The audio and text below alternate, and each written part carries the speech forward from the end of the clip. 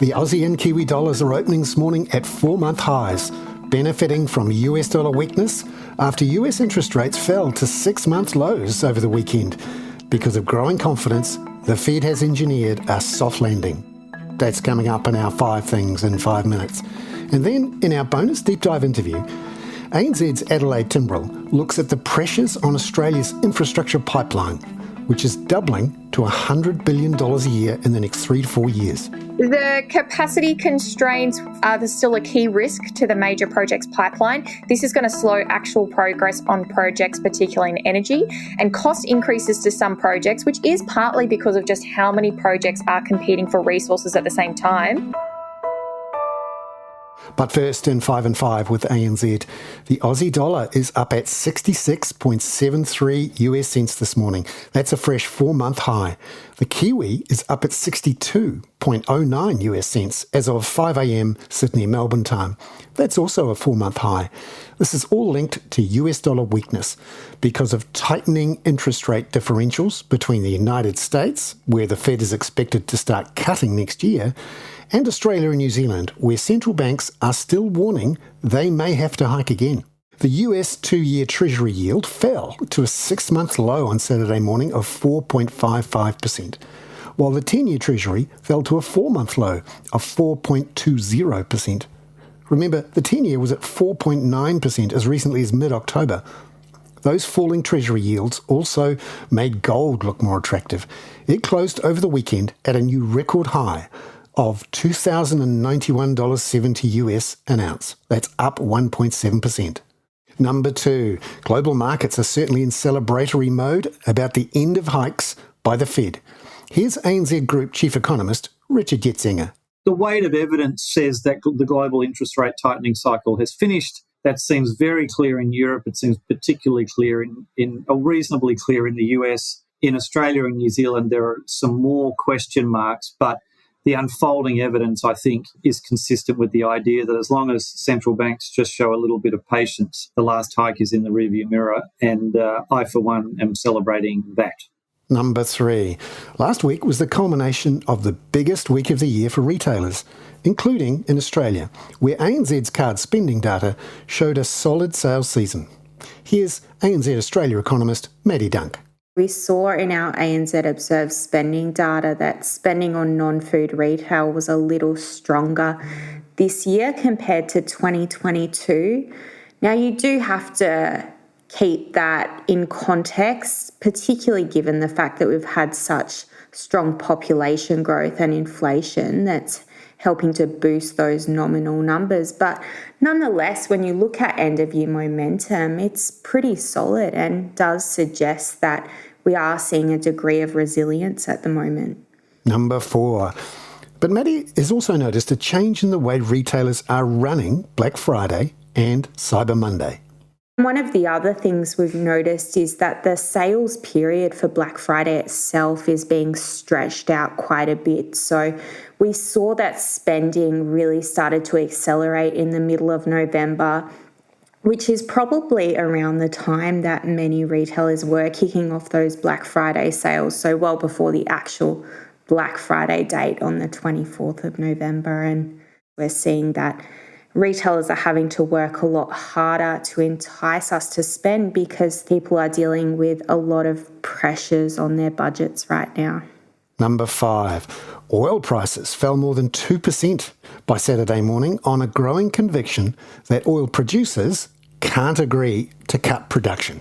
Here's ANZ Senior Commodity Strategist Daniel Hines. There was a real lack of detail around the production cuts that they announced overnight. In previous agreements, there's been very specific quotas that have been set, and they then have a monitoring committee which then tracks each member's adherence to that. So this agreement just came with the main amount, the 1 million barrel a day cut, but really no communique and no detail. ANZ's Daniel Hines there. Now, in our bonus deep dive interview, I asked ANZ Australia senior economist Adelaide Timbrell about an update to her latest infrastructure pipeline report after some federal government funding announcements.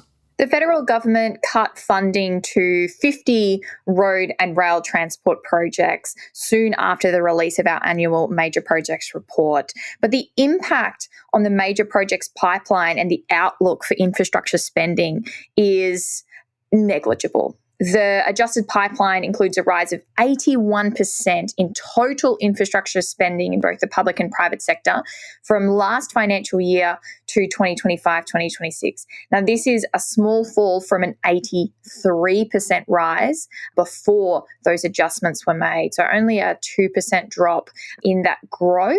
And that's because of the 50 infrastructure projects that were cut.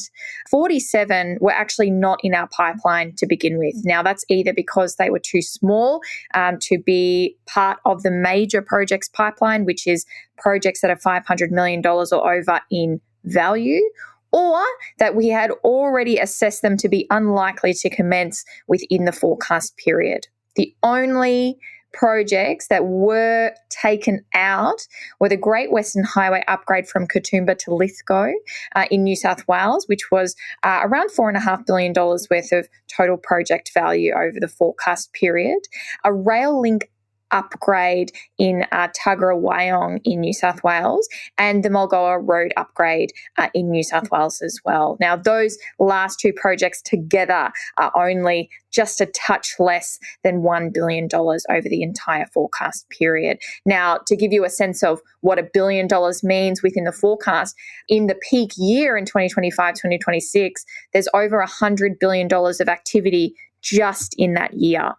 So this is around $5.5 billion taken out over multiple years, but each year, there's between $50 and $100 billion of activity in those major project pipelines. So it's really a very small decrease. What it does tell us, though, is that, there is some fiscal consolidation going on. And these funding cuts actually follow already the New South Wales government's September cancellation of Beaches Link, which was a $6 billion road project in New South Wales. There's also around $2.5 billion worth of other projects that are under review from the New South Wales government. We do expect to see some cancellations across other state governments in the coming year as well. We also know that recently the Victorian government cancelled the Commonwealth Games investment, which was, $7 to $10 billion of investment, depending on who was calculating it.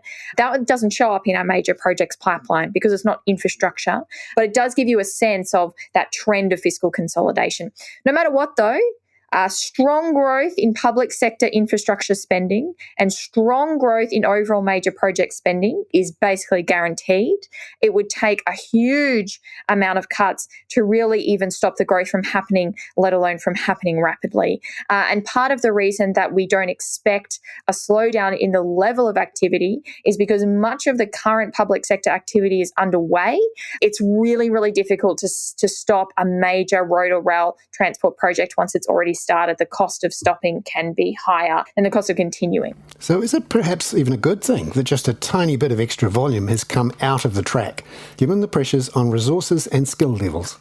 The capacity constraints are still a key risk to the major projects pipeline. This is going to slow actual progress on projects, particularly in energy, and cost increases to some projects, which is partly because of just how many projects are competing for resources at the same time, is also going to continue to be a major factor.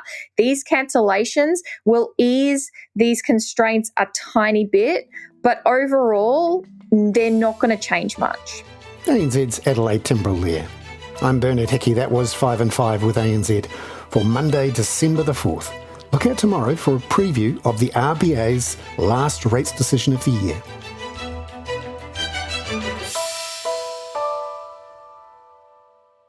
This podcast contains general information only, not investment advice. You should obtain advice for your personal circumstances before making any investment decisions. Please view the podcast disclaimer available via your media player or email.